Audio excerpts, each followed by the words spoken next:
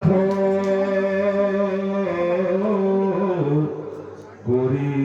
গীতাঞ্জলি বলি বেলা খেলা হুকে গদ মাত বংশক সংহৰি এৰি ভূমি তুমি ও যায় বাজানিল আমি ঋষি সাপ বাপ বেথ নকৰিলা অকিহেতু জগত স্বামী তোমাৰ চৰণ নেদেখি ফলে থাকিব নপাৰো হৰি তুমি এৰিলা চাৰি প্ৰাণ প্ৰভু অৱশ্যে কে যায় মৰি তুমি তপ পুণ্য তুমি বিনে শূন্য দেখো ইতুতি জগত কাপুৰ লগ কৰো চৰণত ধৰো অনিয়োগ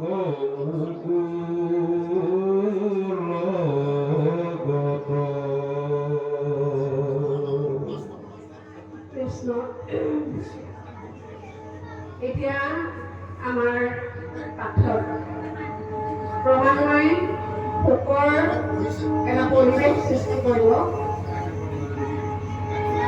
এতিয়া নিগলতি শোকৰ কথা অনুসৰে গুণান ৰূপ পৰিচিত এই গোটেই ভাগৱত শাস্ত্ৰ খুব শুনিয়ে পৰিচিতত কৈ আছে। সেই শোকে পৰিচিতত কোৱা কথাখিনিকে বিভিন্নজনে সংবাদ আকাৰে ইজনে সিজনক কৈছে, সিজনে ইজনক কৈছে, সংবাদ আকাৰে কৈছে। এতিয়া শোকে পৰিচিতত কৈছে যে পৰম ভকত উদ্ধৱে জানিলা কৃষ্ণৰ সবে ইংগিত। এতিয়া কৃষ্ণই যে এইখিনি কৰি আছে দ্বাৰকাবাসীয়ে বুজি পোৱা নাছিল, কিন্তু উদ্ধৱ মহন্তই বুজি পাইছে। কেনেকৈ? উদ্ধৱ ভগৱন্তৰ একান্ত পুৰোহিত, একে আত্মা যেন বিৰাজ কৰি আছে। কৃষ্ণৰ একান্ত ভকত বুলি ক'লে একতেই অন্ত, কেৱল কৃষ্ণ বিনে আৰু অন্য দেৱ দেৱতা তেওঁ কোনোদিনে চিন্তা কৰা নাই। আৰু এই ভগৱন্তৰ লগতে সদায় উদ্ধৱ থাকে। তেওঁ এৰাখিনিকে খাই পিছতে পান কৰি তেওঁ এৰাখিনিকে পিন্ধে, উচ্ছিষ্টখিনি খাই উচ্ছিষ্ট পৰিধান কৰে। আচলতে সেই তত্ত্বৰে আমি ক'ব খোজো যে তেওঁ যি কৰ্ম কৰে সমস্ত খিনিয়ে তাৰমানে কৃষ্ণক অৰ্পণ কৰে। কৃষ্ণক অৰ্পণ কৰিয়ে আহাৰ গ্ৰহণ কৰে।